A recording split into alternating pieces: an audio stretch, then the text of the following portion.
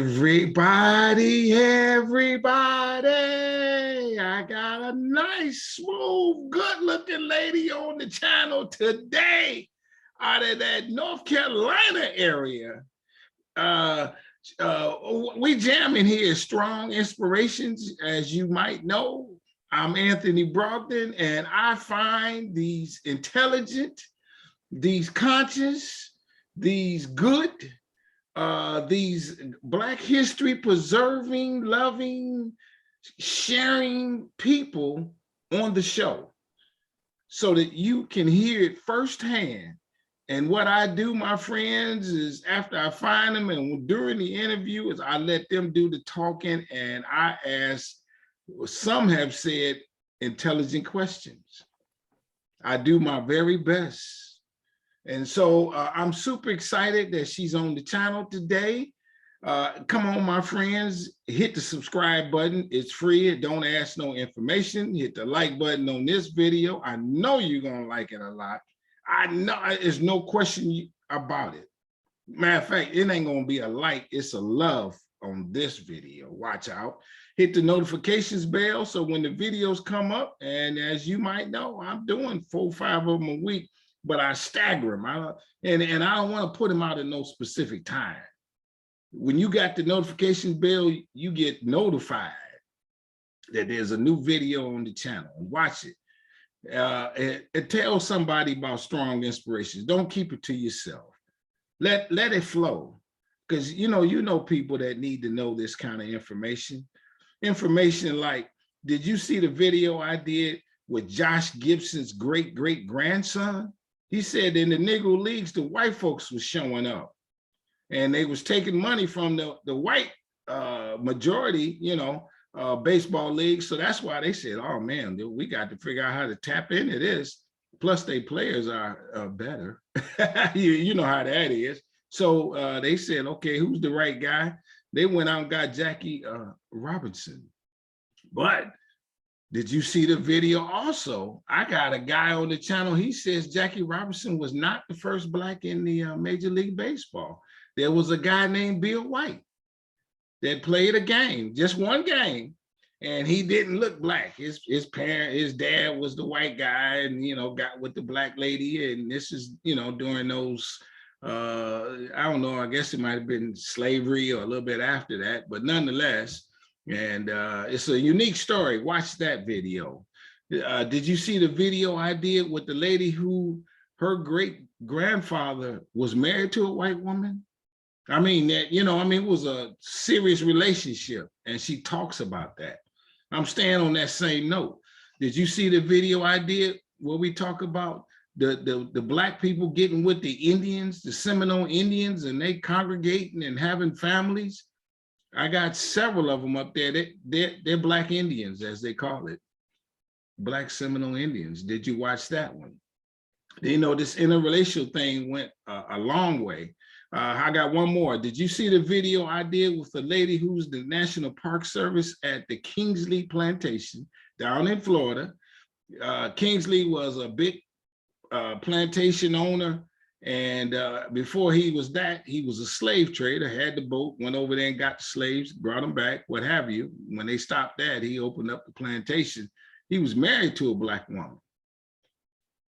I ain't gonna tell you nothing about the dynamic, but you figure it out on your own, right? All kind of things going down.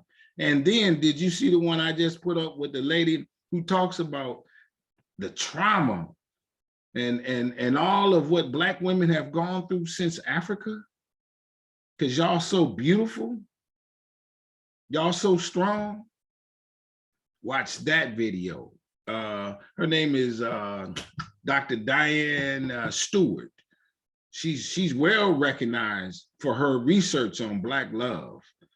I'm getting experts on this channel, like this lady right here. Experts, people who know what they're talking about. I bet them just a tad, not a whole lot. Because you come on here and I know you know what you're talking about, because I know where I found you. You in the source at the museum. So check this out, everybody. I like using that word strong, and I'm gonna keep using it. Strong Inspirations of where you at. Strong stands for strength, tenacity, resilience, and a sense of oneness, nobility, and grace. And that is my introduction to my guest today. She's smiling, she's nodding, she knows she's strong. Come on and introduce yourself. Thank you for being on the channel. Good morning, good afternoon, or whatever time you're watching this. Hello, everybody. My name is Tanisha Anthony, and I am the new site manager here at the Charlotte Hawkins Brown Museum in Sedalia, North Carolina, on the former grounds of the wonderful institution, Palmer Memorial Institute. That was a Black boarding school, college prep institution, started in 1902 and shut down in 1971, right here in Sedalia, North Carolina. Oh, thank you for coming on the show. And before we get into the story, I gotta ask a couple questions about yourself. So my guests know I like doing this. And you know what happens is when I do this, there's always a story. Yeah, because we all got some, and so we're gonna get into it just a little bit. And the first question is where were you born? Where were you raised? That kind of thing. So I'm originally from Lynchburg, Virginia, like that Liberty area, about 2 hours from Richmond, Virginia. Really rural, small town. I grew up there, and I came to Greensboro in 2009 to go to college. And I never left. So I'm based out of Greensboro, but I grew up in Lynchburg, Virginia. All right. Now, Lynchburg, in that Virginia, do you know how your family got there? Where's the plantation at in your family? Do you know that?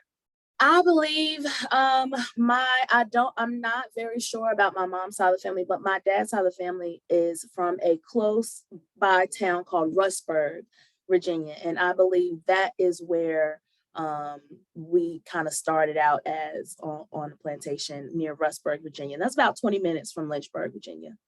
So it's a dynamic in itself that y'all never left. Y'all didn't go to the north, to the south. To the north or out west. Y'all endured whatever came along after that period. Yeah, most of us stayed. Most of my family stayed. Yeah, and I got a lady on the channel. She talks about that. Some people stayed because they said, this is my land. I'm gonna fight for this. Is that maybe kind of what the thought was? That I'd like to think so. There's always so much to learn about your family history. Being an African American, there is just so much to dig into about the reasons why they did what they did. But I'd like to think that, this was home, and like, why go somewhere else? Why go to the unknown when we know what's here? Yeah. What was there? How did he grow up? Do you know some of the story? Did he face racism, and did he not be able to excel in some regards? Well, yeah, my dad grew up, he was born in 57. Both my parents were born in 57. So they grew up right through the 60s and the 70s. And, they give little stories about, how they had to go through the department store. They had to go through the back door and things like that. They couldn't cross the railroad tracks and certain things like that. But, Black people are so good at making their own community and their own family ties. And they're so good at, especially for their children, kind of blocking them from having to deal with those certain types of things. So my dad and my uncles, they don't have very many violent stories that you hear and things like that. They just have those little things, they played baseball with the white kids down the street, and so I think my family was pretty good at kind of, keeping their children kind of out of that violent type of area and things. But they made their own community. They don't really, they played with the white kids down the street, but that's about it. They didn't interact with them much more. They played baseball with them, and that's about it. And so they were really good at kind of keeping their community tight knit and being within their community. Is their community have a name of it, the neighborhood name, the Black side of town have a name, do you know? No, in Rustburg, it's so small that all of it's Rustburg. It was separated by the railroad tracks, and you were on this side of the tracks or on that side of the tracks, and that was about it in Rustburg. How about where you grew up? Is there some stories of things that happened? Have you heard of lynchings or anything like that in your town? In my town, now I haven't heard any, but I am sure that there are some stories like that in my hometown. In my hometown, I grew up in a place called Madison Heights, which is right outside of Lynchburg. And then I went to school in a town called Amherst, which is farther out, outside of Madison Heights. And Amherst was a really, really white, conservative area. Oh, And so really? Okay. when I came to A&T, North Carolina A&T State University, HBCU, I kind of had a bit of a culture shock because I'm used to being in this certain type of environment. And I went to A&T and it was totally different. For I was sure. finally around my type of people, and it was just a wonderful experience. And so I don't know of any of those really racially charged incidents in my town, but I'm sure that they happen Yeah. because it is a very, very white conservative town. In the town you grew up, so you lived, what was your neighborhood called? The black side of the town. What was that? Did that have a name? And what was the main street and that kind of thing that people hung out on? Do you remember? Yeah, I grew up in the suburbs, so Madison Okay. Heights was the town. And that was a black town? Was that a black It was suburb? it was a mixture. It was a Okay. mixture. Okay. It had the black areas, and it had the white areas, but all Madison Heights, where I'm from, all the towns are so small that it wasn't Yeah. really, separated into this side of, names per Uh, se. But yeah, Madison Heights was my town, and if I go back now, I could probably tell you a lot more things and, yeah. like kind of process things better. Sure. But as Sure. an 18-year-old and a 17-year-old, Sure. like things are just flying over my head. And like Yeah. now I look back and I'm like just cringing at some of the things that maybe like I let my white friends say to me, like, Oh, little really? things, little things like, Yeah. something that's for Black people, like small things that would really, really speak so loudly to me now that just kind of flew over my head back then. And it's just because of the area that I was raised in. Well, how did you get to that school? Why did you, I mean, your parents thought that was a better school for you and you Well, no, integrated it yourself or something or what? the marching band. I was really into music. I was really into the band. Oh. I've done band all my life, and I wanted to go be in the marching band. I saw the movie Drumline, and that was it for me. And I wanted to Oh. be in the band. And so A&T was No, but I'm talking about the grade school, the high school and stuff that you went sure. to. How did you, the white high school, how did you get there? Oh, one high school in the whole Yeah. town. There was only one. So we all went there. We all went. There was only one high Oh. school from our whole town.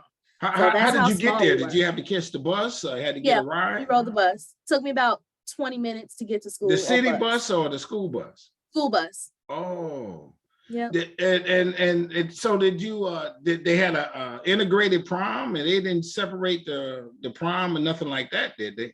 Oh no, everything Okay. was totally integrated. Everything was totally integrated. It was just those little microaggressions that you don't Yeah. really recognize as a young person. Did you ever have an instance that where you like one of your white friends and then their parents might have said something like, hey, don't bring her back over? So yes, that's a good story. I had a Oh. friend we were probably in like fifth grade, probably about 10 or 11 years old. I went over to her house. She's a white girl. I went over to her house. They're having a bonfire. And, she was one of my good friends. And so, I mean, I had a lot of white friends because I was staying in a lot of, a town with a lot of Yeah. white people. And so I went and, they're playing their music and all of that. And then a song comes on the radio. And it's like, Nelly or something. It's getting hot in here or something like that, a song that we all know. And then friend's uncle goes, turn that N-word stuff off. Oh, And really? it just like, it really kind of, that hit me because I knew that word and I knew Yes. that word was, Yes. I Yes. caught that. And Yes. so, my parents came, they talked to my friend's mom, Hold on. How did that happen? Sure. Why did they come? Because you called them like I crying? called them. Yeah, I called them a little Oh. upset. Oh. And, I'm ready to go home. And so they came and mom is really apologetic. Oh, I'm sorry, we're not like that. You know how they do. We're not like that. And all of this and all of that. And my parents are very professional Black people. They are boomers. They're boomers. And Okay. so they see both sides of it. They grew up to, respect white folks and all that. So Yeah. they said their piece, it's okay, whatever, we understand. They took me home, and their words to me was that is not the last time that you're gonna to encounter something like that. And so you're gonna have to learn how to deal with those things when you come across them in life. And so Let me ask you this, and so it's crazy. We're gonna get to the story, I promise. sure. But I live here in Detroit, so I never heard nigger. And then when I lived in Atlanta, I saw the KKK. One day they had a little march. It's about 5 of them, and it didn't do nothing. Mm-hmm. But if I was to be called a nigger, I don't know why that would bother me. Why does that bother somebody? I guess is the question. Well, because you're not a nigger, so you know that. Yeah, I mean, as 10 years old, though, 10 years old, I knew that was like a bad word. Like, I knew that was derogatory towards Black folk. Yeah. And this being my friend, and I'm like, this your family, so is this how you feel too? And so at 10 years old, I'm like, and he didn't call me that per se. He's like, turn that off, turn that music off. And so, But it does hurt. It does, just because the intention behind it, I think. I got you. And so what was his response? That he kind of like didn't have one almost. He didn't have to have one. He didn't have to take responsibility for what he did, because of course the girl's mom said it, said her piece and, made excuses for him. And so, like many other situations in the world, he didn't have to take responsibility for, what he did or how he made someone else feel or whatever the case. Yeah. I want to delve in this. Just one more question. I got a guy on the channel who he found out his grandfather was racist and his whole family was racist. And he did all he could to fight against that. I mean, he taught at a Black school. They tried to even beat him up on an occasion. You follow me? Can you imagine how, if you grow up in that environment, how you could not be racist? Because you hear that and it validates that attitude. I mean, that's how you're raised. When you know better, you do better. And so, like, if I'm raised in this situation that it's normal to talk this way about certain people, and this is normal to make these certain comments and all of that. So yeah, I mean, I don't see why, just as Black people as a whole have this kind of PTSD on us, this kind of trauma passed down to us generation to generation to generation. I don't understand why people don't see the other side of it, as white people have this ingrained in them from generation to generation to generation, just as Black folks do. You can tote the line on this question here. When you went to that Black college, you had some notions of Black people other than what you grew up with. How did that Black college give you a good attitude, or maybe not good? And like say you tote the line, because all of a sudden you come from an institution, these white schools, and I went to a thing at the white school the other day. Man, they got the big gym, they got the baseball field, they got all this. And I go into the schools in the inner city and we don't have that. How does that make you think, well, dang, maybe I made the wrong choice or something like that because I'm at a lesser situation? Did you have that night? Well, no, when I didn't. I think A&T, when I came to A&T, the Black people that I met were it was just such of a broad range. You saw Black people from all over, not just Black people from Lynchburg. And so I think it showed me how diverse we were as a people. It showed me how Black people can be professional and go into these professional tracks and things, and go into engineering and go into music, and all of these beautiful Black people doing all of these different things, culinary and nursing and sororities and band and sports and all of this stuff that, in my high school, all the white kids were on the soccer I team. You know, got you. all the I white got you. kids were on the baseball I team, and all got the you. black kids played football and basketball, you know. But now I'm here at A&T and I see all these beautiful black people I doing love all of it. the things that I didn't know that we did, or that was appropriate for us to do. I And so love that was it. the beautiful thing about it. That was the beautiful thing about it. I love it. So, how your life on the band? Right quick. One question on that. You did all the big homecomings. You did the traveling, the whole shot. Did That it was a big all. experience, and the history of black bands. What was that dynamic? They've always been doing that, as you can imagine. Look, so in most HBCU bands, just as you would like pledge a sorority, you kind of pledge to your section that you play, whatever instrument you play. And so I played the tuba, the sousaphone. And so it's the big one that sits Yeah, on your right. shoulders, it has a Yeah, bell. And sure. so I played that all of my years in college. And we had to pledge our sections. We had to, you know, learn about the history of our section. And I learned that the name of our section was Thunder Brothers, thunder, you know, making the big noise.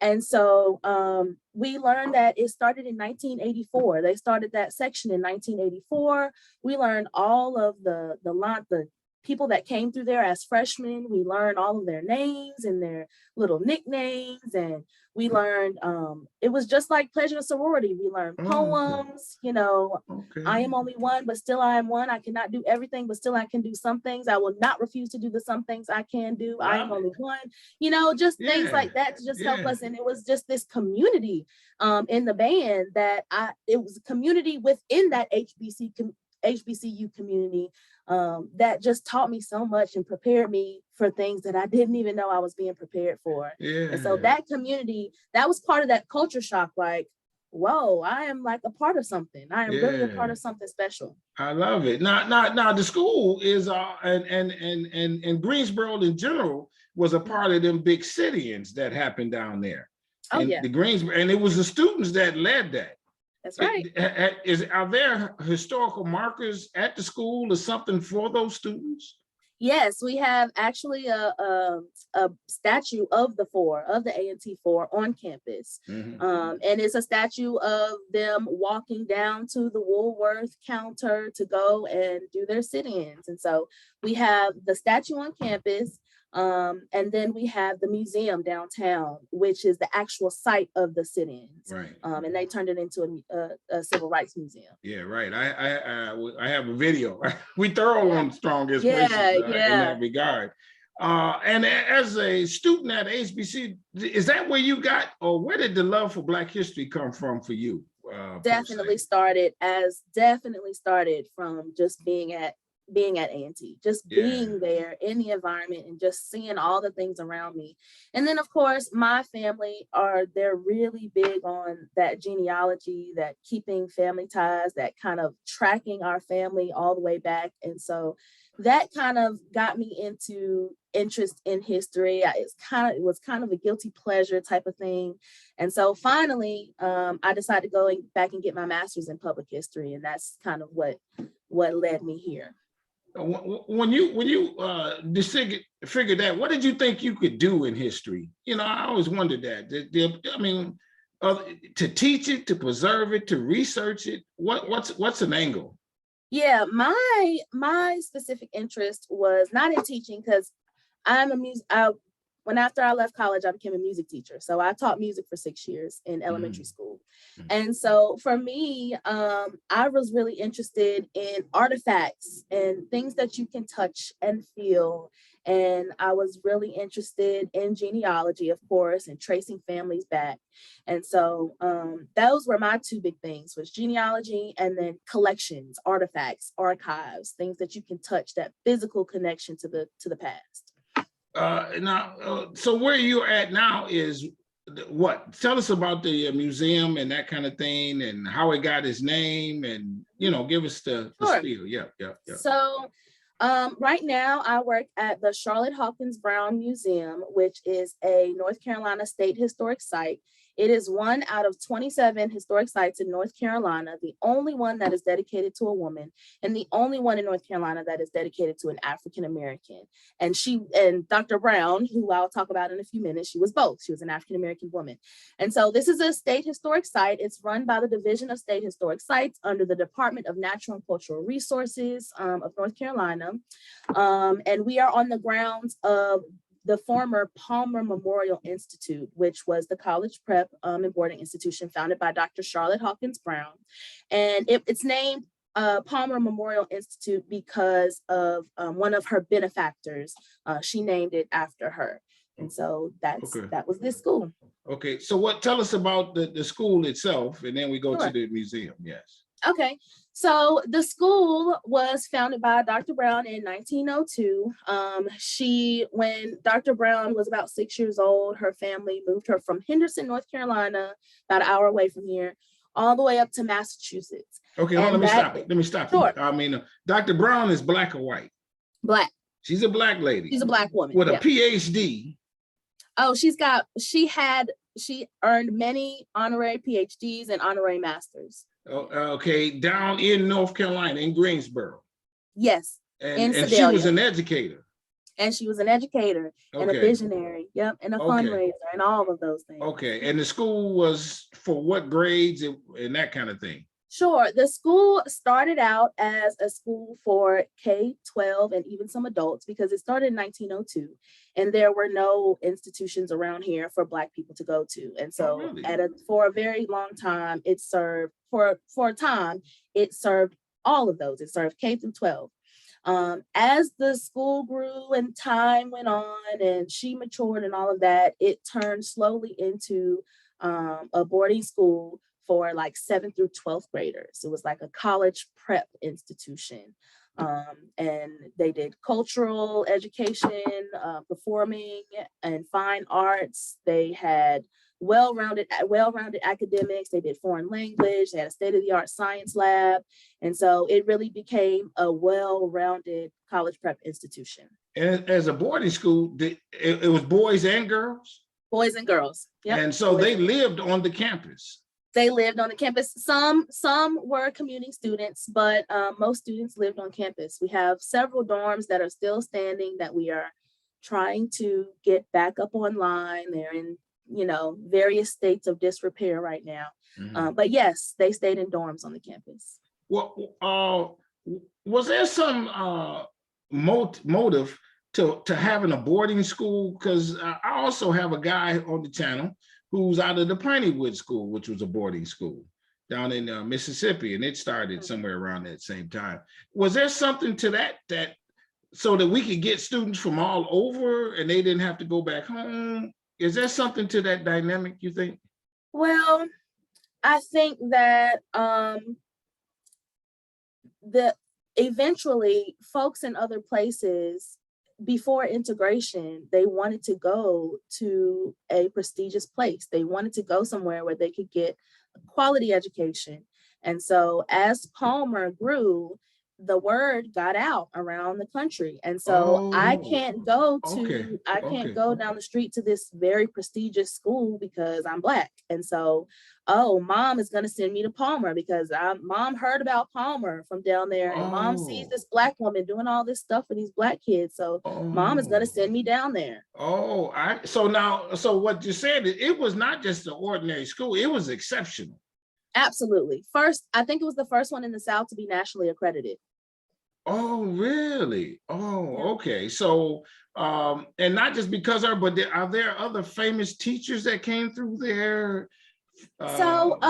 Famous teachers, there were, she was very closely connected with some famous educators like Mary McLeod Bethune and Lucy Laney and Helen Burroughs.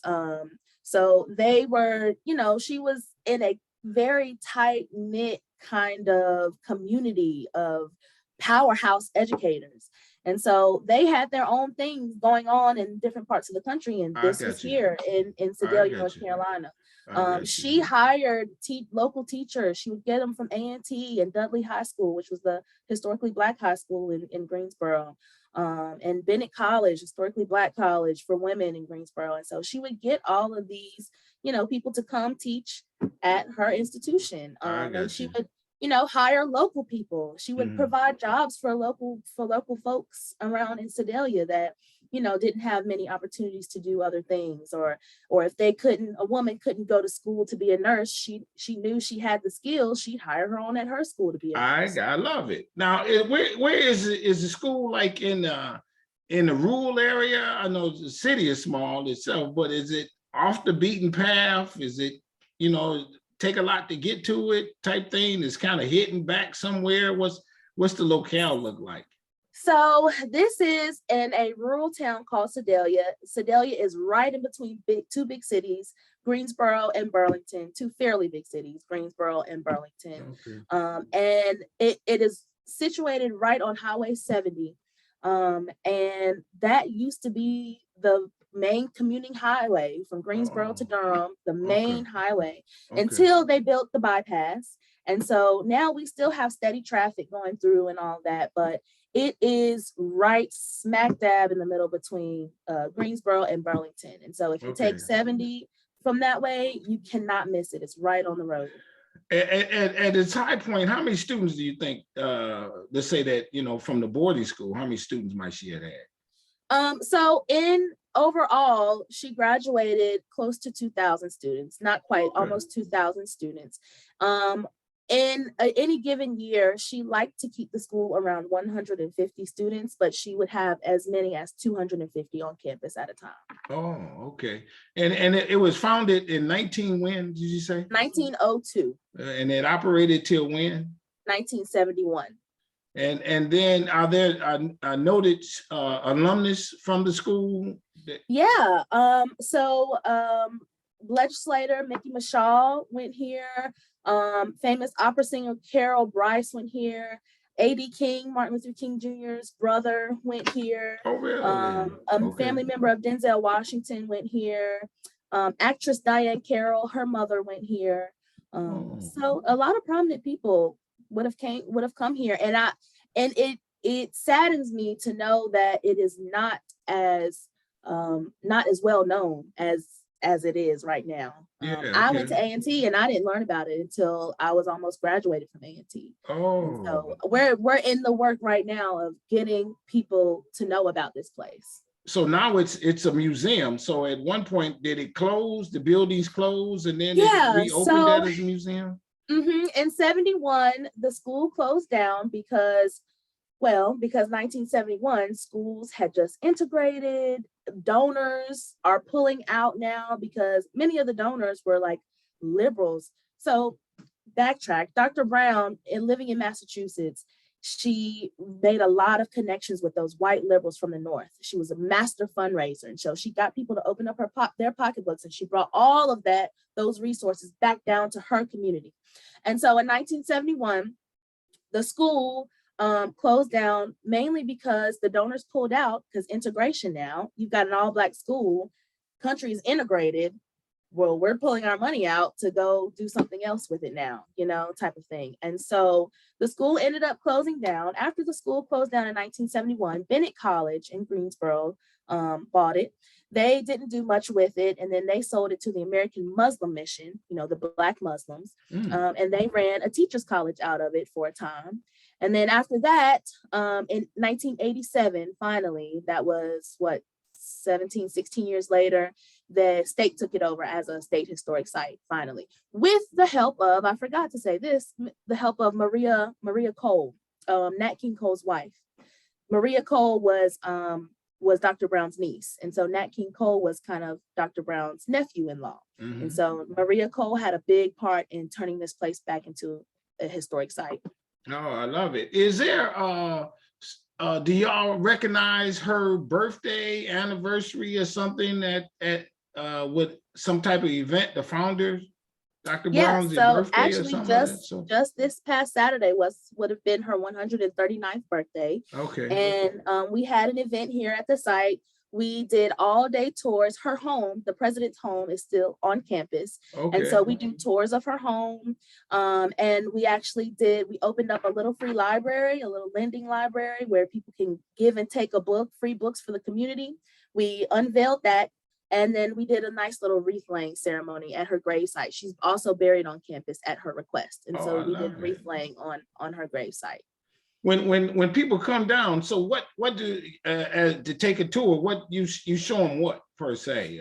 So we have a few options for tours. One is of just her home, Canary Cottage is what it's called. It is a 2,948 square foot home with 4 bedrooms, 2.5 bathrooms, built in 1927, the second building in town to have indoor plumbing and electricity. And so we give tours of the home, and then we give tours of the campus, the entire campus. Right now, we are sitting on about 40 acres. Oh, In that its many. heyday, the school was 350 acres. Wow, that's huge. It had a fully functional farm, you know, all Did, the did, sports. did they face racism where, like all the others, we tired of y'all teaching them kids, we're gonna try to burn you down, do something? Did they ever face anything like that? So I think that this place is so unique in that Dr. Brown was able to build so many meaningful connections with whites and blacks. She was very strategic in her relations, in her social relations. And so when they would travel, like in the summer, a bus would go down south to Georgia and a bus would take students back up home to like New York. And so alumni tell us these stories all the time. Along the way, they would see these cars like sitting over in the trees or on the side of the road, just at points along the way. And later on, when they got older and they grew up and all that was, in the past, they realized that those were state troopers along the way, just kind of escorting them to Oh, where they got to really? go. She had a lot of good relationships with the folks around so that this place was kind of protected. It was kind of under a shield a little bit.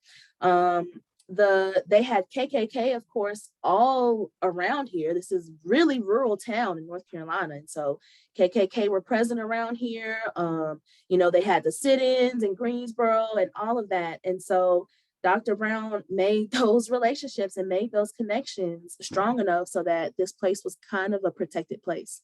Was she ever married herself and had kids, that kind of thing? She did not have any children. She had those 3 nieces, one being Maria Cole, went and married Nat King Cole. But she was married twice. She was married twice.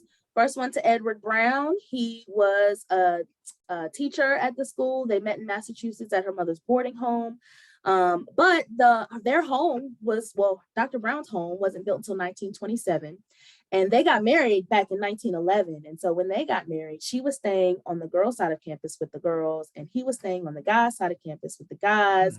And so we think that caused some tension there. Also, she was this prominent woman. She was a powerhouse. And so he kind of lived under her shadow. Alumni say that students used to call him Mr. Hawkins instead of calling her Mrs. Brown. Right. And so we think that caused a lot of tension. They ended up getting a divorce in 1916. So she kept the name Brown. And her mom, as you just alluded, had a boarding house herself up in Massachusetts? Up in Massachusetts, her mom owned a boarding house. She owned a laundry, and she practiced some midwifery. And so Dr. Brown had a really nice basis of that, like kind of business-minded type of thing, just kind of being educated on how to run a business and things. She had that really good foundation. You have some of her documents of letters she wrote, received, class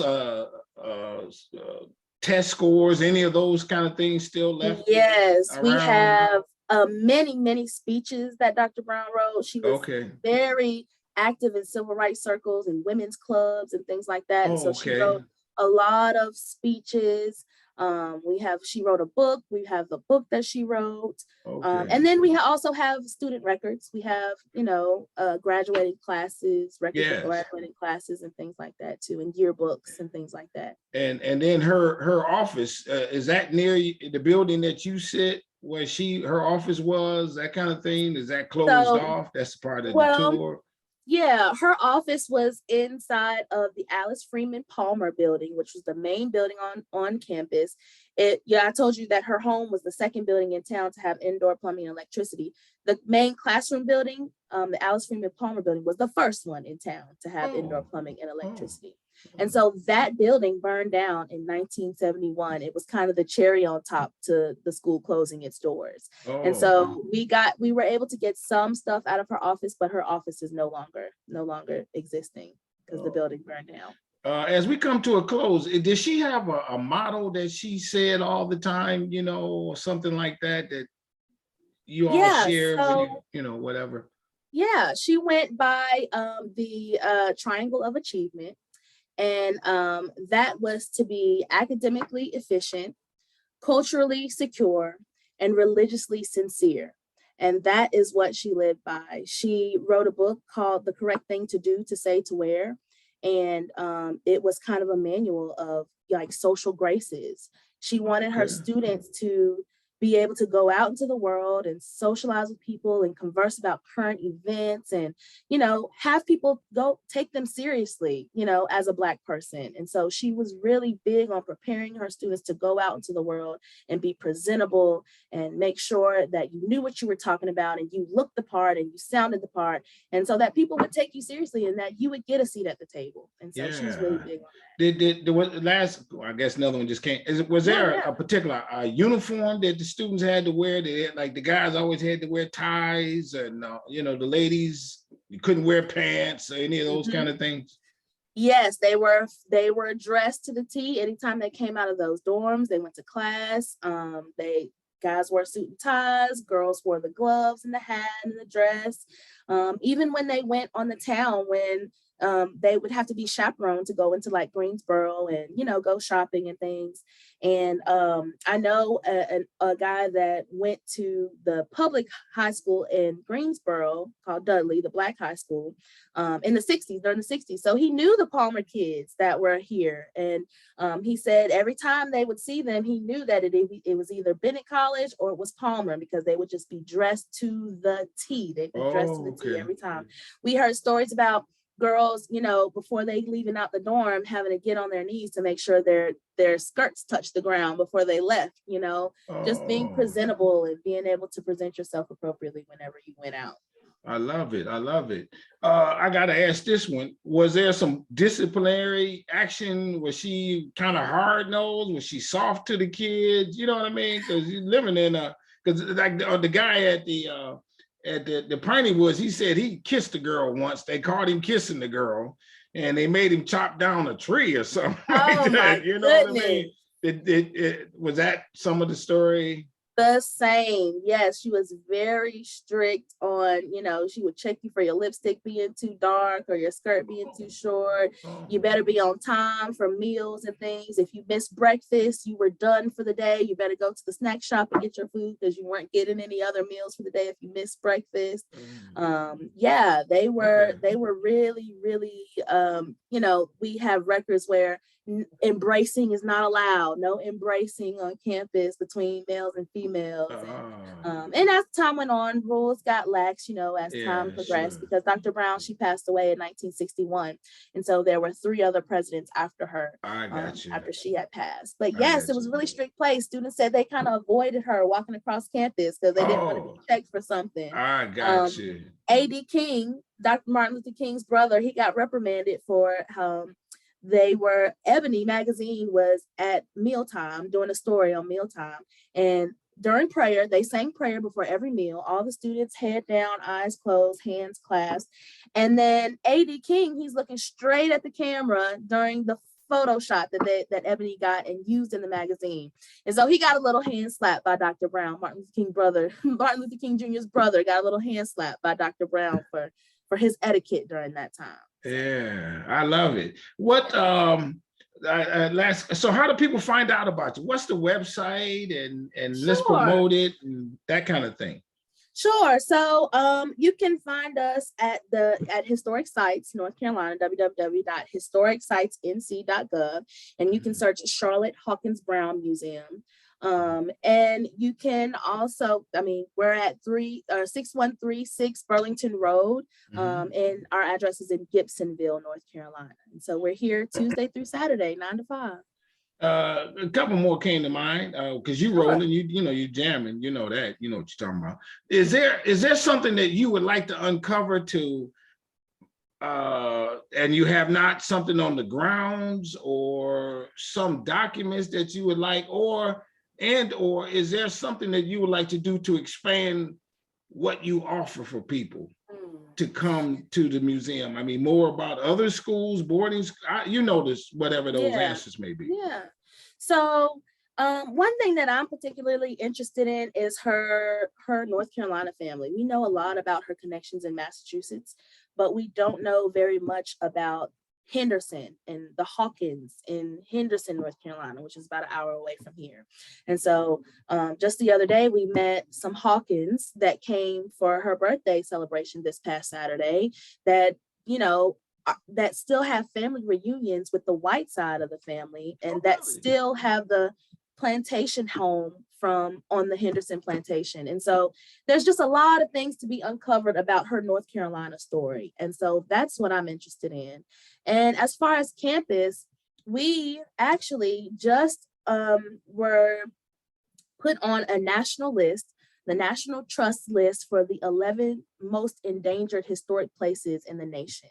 And so we were just placed on that list as one of the 11 most endangered places. And it's because our buildings, they look beautiful on the outside, but on the inside, they are crumbling, they are falling down.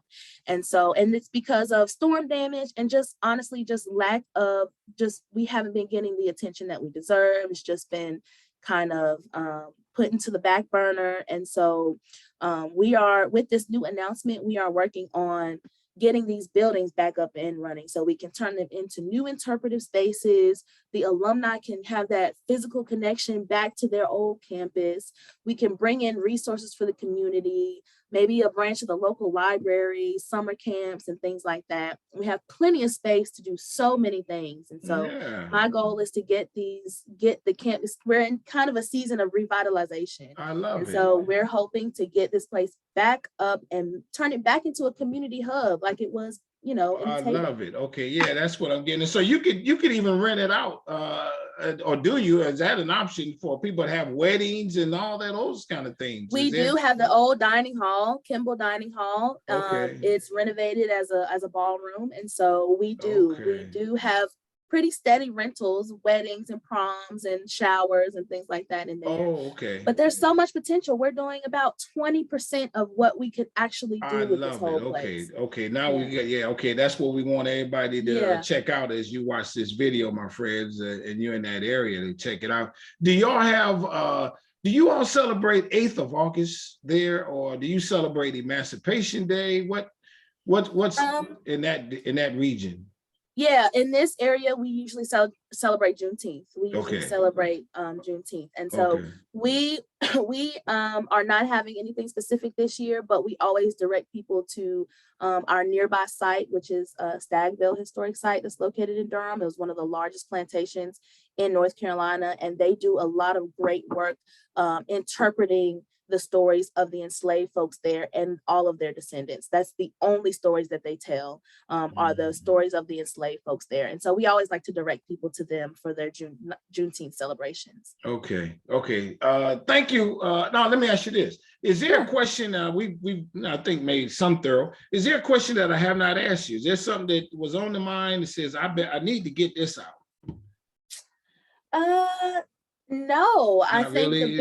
the biggest thing was that we are in Operation Revitalization, and we want to be visible to people, and we want people to know about us. So do you have a picture of her or of that book? Sure.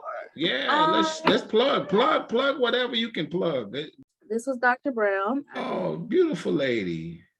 This is was she tall, short? you She know, was 5 feet on a good day. yeah, that's 5 what I'm foot, saying. 5'1" on a good day. And So that's this is her. her and nieces playing the piano. She was a musician, an artist, master fundraiser. This is Yeah. her and Dr. Nanny Helen Burroughs and Mary McLeod Bethune. This is the 3 B's. That's what we say. Yeah, that's her. Yep, I see it. Yeah. Yeah. What about the book that you mentioned? Do you have that? The book is The Correct Thing to Do, to Say, to Wear.